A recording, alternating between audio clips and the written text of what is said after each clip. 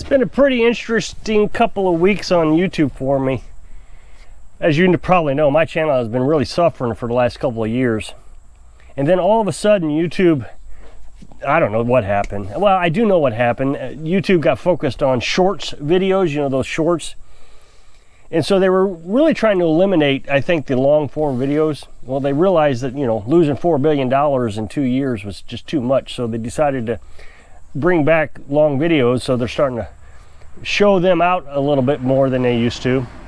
So my channel has really kind of taken off, and there's been a real interest in wood stoves and that kind of thing. I've made 3 videos now about wood stoves, and all of them have taken off. I haven't seen that in 2 years. It's been pretty great, actually. So starting the process of bringing the firewood over from the wood pile over to here, and I'll hang a tarp here. Last year we hung a shower curtain, and it did okay, but it just was a little short, so we'll hang a tarp here this year. I want to buy a white tarp to kind of blend it in, but I don't know if I'm going to spend the extra money since I already have a blue one right here. I know the audience is just going to go ballistic if I hang a blue tarp here. Oh, that's so ugly. But I live out here in the boonies, it really doesn't matter. And then in the springtime I take it down anyway, so it serves a purpose. It keeps the firewood from getting rained on. So I'm starting to bring it over and testing it, make sure it's all dry. The problem with trying to test it this time of the year is it's still pretty humid, and the rain has just hit it, so it takes about a week after it rains for it to dry out so you can test it again. With the humidity, it's reading around 22%, but I just know that's absolutely wrong. I mean, I can tell that is a dry piece of wood.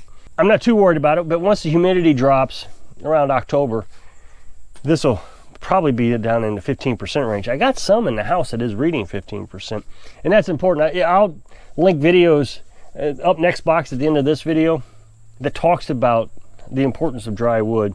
Like I said, I've just had several videos that did really well, so that's what I was talking about. The other thing I got to do this week is I'm going to butcher the chickens that we incubated this last spring. We're going to butcher the roosters. Now, I don't show that on video. YouTube really doesn't like it. Of course, immediately they'll demonetize it. And if they find it too vulgar, they'll just take it off and then give me a community guideline strike. Also, my audience, even if they think I'm going to show it, a bunch of them will unsubscribe.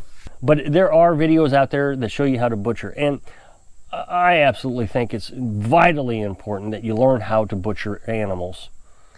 There's people that just won't do it. Last year, someone said, oh, I would never butcher an animal. I'll just hire the Amish to do it, which doesn't make any sense to me. I don't know what an Amish would charge to butcher a chicken, but at some point, it's just as cheap to go to the store and buy chicken. But if something goes wrong and food prices go up, and you know, I've been advocating that everybody get chickens or ducks or rabbits. You're going to need these things if you think that the food prices are going to go so high that you won't be able to afford it. I mean, we all see it happening. Food prices skyrocketing, inflation. They're talking about food shortages all across the world. More and more countries are banning fertilizers. Canada just banned a certain amount of fertilizer. And then we'll start canning the chicken just like this. Now, I probably won't video the canning process again. I've got a bunch of videos in my playlist showing you how to can. But those videos never did well. My audience is primarily male. And I'm not criticizing the males in my audience, I'm not. But I highly suggest that you learn how to can. It's the best preservation method out of all the preservation methods people talk about. Oh no, I'll dehydrate. Oh no, I'll freeze dry. Well, if there's no electric, you're not freeze drying. Dehydrating, you still have to vacuum seal, so you got to have vacuum seal bags. And all. This is just the best method. I use reusable lids. They're called Tattler lids. I've shown that. They're all in my video on my playlist. Just go to my channel, hit playlist, and you'll see canning. Like I said, it's a shame that folks don't want to can. I really like canning. I will watch little old ladies canning on YouTube all day long. I haven't done it in a while, but when I get ready to can, or if I forgot something, or I want to learn how to can something else. But there are a lot of people who don't even know you can can meat. And that's all we can. We don't can vegetables. I mean, every time I can, oh yeah, I've canned tomatoes and all that, but pressure canning is just really interesting work.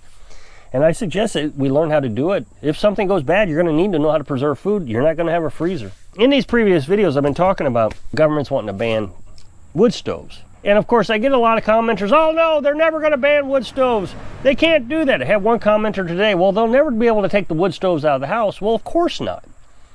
If you have a wood stove in your house, you're grandfathered into it. Now, you may not be able to sell the house with the wood stove in it. Insurance may say, oh no, we're not going to insure your house. Or, there's all kinds of things.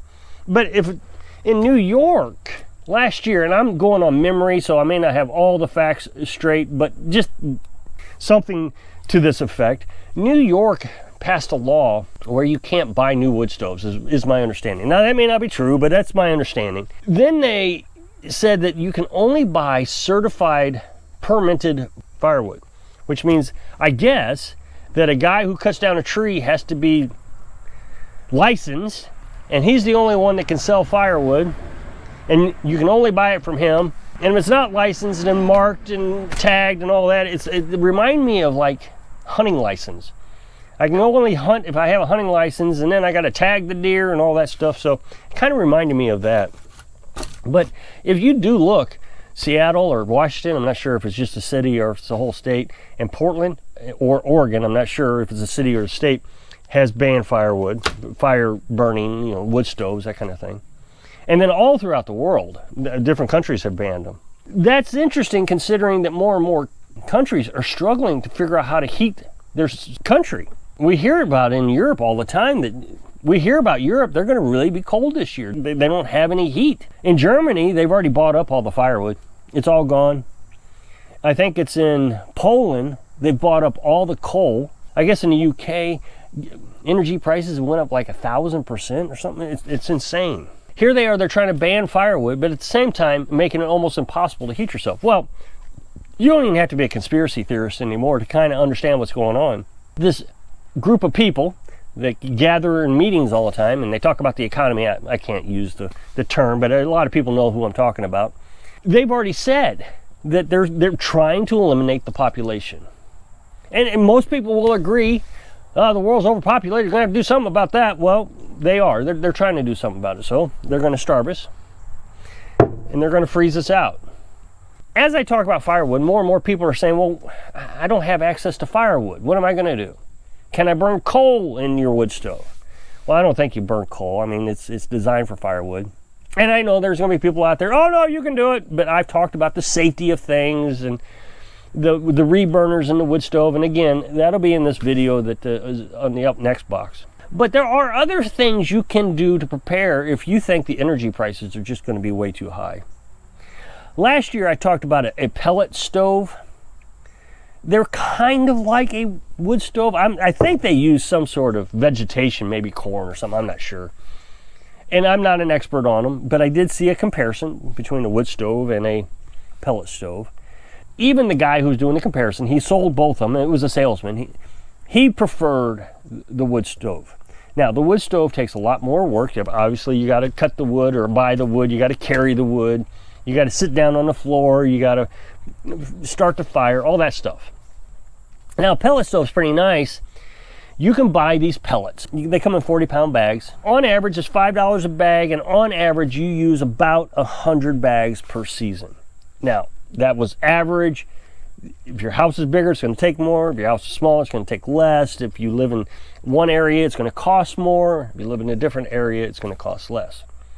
So you figure $500 on average to use a pellet stove. Now there's some advantages and disadvantages. Like I said, wood stoves is a lot of work, but they don't really take a lot of maintenance other than cleaning the chimney. That's about all it does. I mean, I clean mine out each year. I clean the reburners, but you really don't have to. Whereas there's a lot of maintenance involved with pellet stoves. Not sure what it is. You'd have to learn that on your own. Go to Google. You can Google this, pellet stoves. You can get these pellet stoves at the Tractor Supply company and all that. You'd have to run your chimney. You'd have to do it all. So if you don't have the ability to do all that, you would have to hire someone to do it. But it is definitely an alternative to wood stoves. Now, the thing about pellet stoves is it does take electricity. What you do is there's a hopper on top of the stove, and it looks similar to a wood stove. Now, they say that the video that I watched said you can't really see the flames. So it doesn't have that romantic feel, or whatever you want to call it, like a wood stove does. I know when I light up the wood stove at night before I go to bed, I'll just stare at that stove, and before you know it, you're just dead asleep. Dead to the world. I really get a peaceful night's sleep throughout the winter with that wood stove. Now, there's a hopper on top that you have to plug in. So you fill the hopper up with the pellets.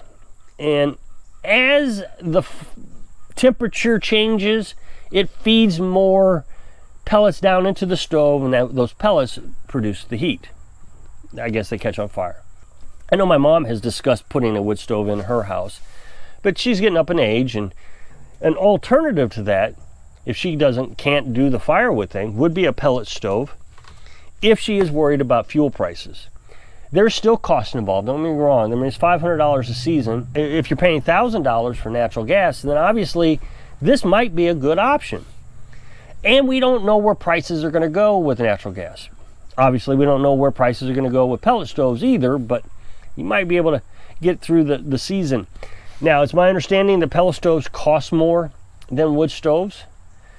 You can pick up a wood stove from Home Depot for about $1,200. In my mind, $1,200 is still quite a bit of money for a wood stove. That being said, I've talked about being able to buy wood stoves off Marketplace, Facebook Marketplace. We got ours for $450, and it was used one time. And when I went and looked at it, it was obviously used one time. As a matter of fact, the guy put it back in the crate, so whoever bought it, me, could put it in the back of the truck and it wouldn't get all dinged up and bashed up. Now, Carolyn just saw one on Facebook Marketplace just a few days ago for $300 and has never been used. And it's the same one they sell at Home Depot for $1,200. So what I'm trying to get folks to do is learn how to become more independent on their own. Learn how to butcher animals. Learn how to can food. Take the time and become interested in it somehow or another.